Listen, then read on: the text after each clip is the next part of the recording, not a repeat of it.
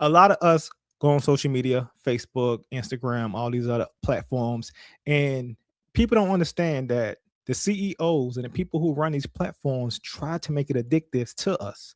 That's what the news is about today. We're gonna jump into it. I'm not gonna hold y'all, and we're gonna get her with a different face right now.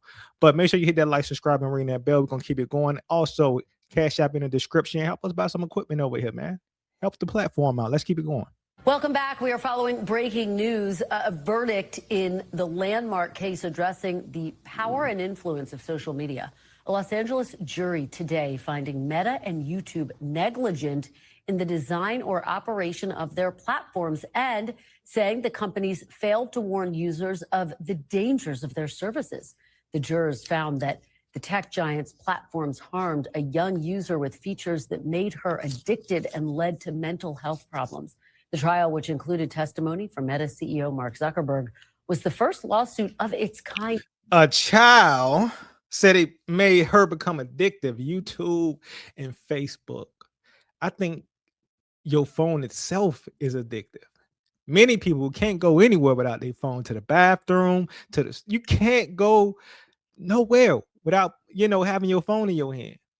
How many of y'all live with somebody no matter where they go in the house, they take their phone? You get what I'm saying? You go in a room where they phone at, they come right behind you. It's like it became so attached to them, like a Siamese twin.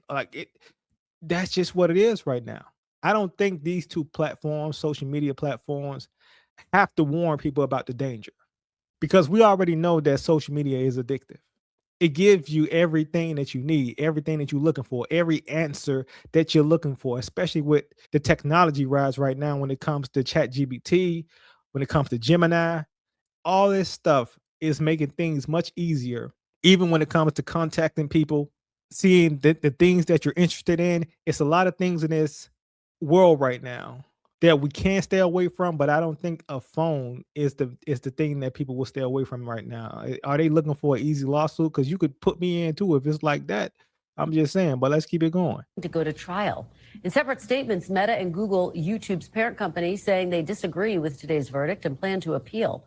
Today's verdict comes just one day after a jury in New Mexico ordered Meta to pay $375 million. I told y'all when I was talking about Jay-Z. People are looking for an easy check right now. Order to pay $375 million? $375 million. Come on, y'all. Over child exploitations. If it's not about the money, what's it about? I'm telling y'all, people gonna take y'all to court for anything. Y'all better be safe out there. A lot of y'all driving out there thinking y'all cool and everything. Somebody trying to make you hit their car. Somebody hoping that you hit them front and back. They can have that little neck injury. They can have that back injury. Get you out of some money. Get your insurance. You ain't got to pay it. They gonna think your insurance gonna pay it, but they know your insurance gonna go up. People doing any little thing to get money right now. People out here hurting. Y'all think I'm playing around. But I tell y'all, be safe out there, because lawsuits going around like crazy right now. After determining that Meta concealed what it knew about child sexual exploitation on its platform, Meta says it plans to appeal that verdict as well. Joining me now is Jacob Ward, veteran technology journalist and host of the Rip Current podcast.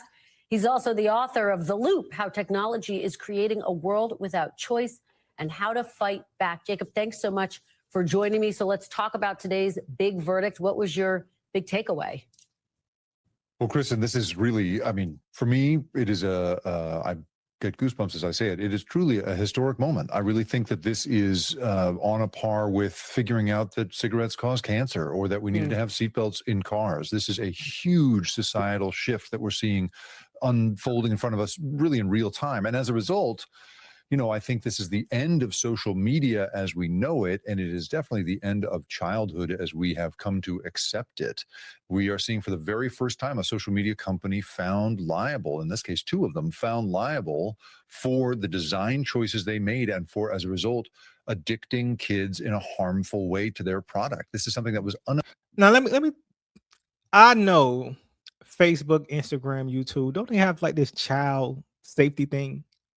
And parents out there, shouldn't they blame the parents for like letting them download certain programs on their phone, because you could take YouTube off their phone. You could take Facebook off their phone. You could take whatever social media that they have off the phone. Is your choice. I really don't think that these companies should be blamed for any type of addiction when it comes to the phone. That's just, it makes no sense to me.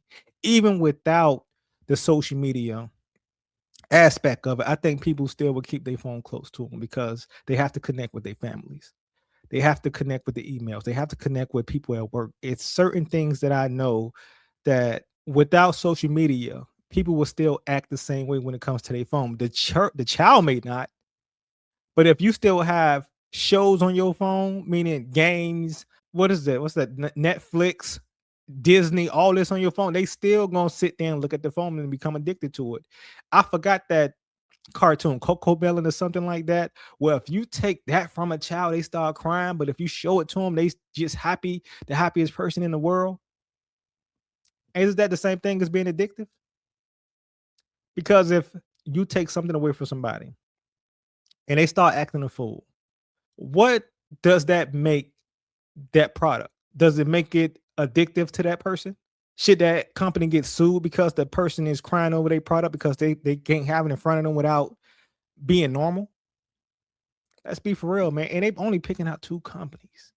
I think because these some of the biggest companies in the world. We know Google runs YouTube, and Facebook is a big company, and they have the money. I think people just going after a lawsuit.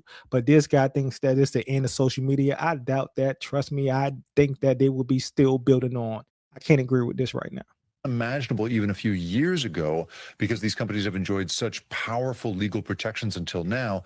Now this new legal theory opens up an entirely new can of worms, one that consists of more than 1,600 cases that are now going to come down on one or more of these companies, Kristen. Wow. Well, it's really striking to hear you describe it in that context, Jacob. So paint a picture for me. You say this is the end of social media as we know it. What does that look like in our society? Well, until now, right, we've treated our attention and by extension, our behavior as, first of all, something that you and I are supposed to be entirely in control of ourselves, right? We've been sort of the opinion that somehow the choices you and I make are totally our own and can't really be shaped by anybody. But then, of course, what we saw was the rise of an industry that has made its business analyzing and shaping behavior at scale wherever possible. And this is not to say, shouldn't Amazon get sued if it's like that?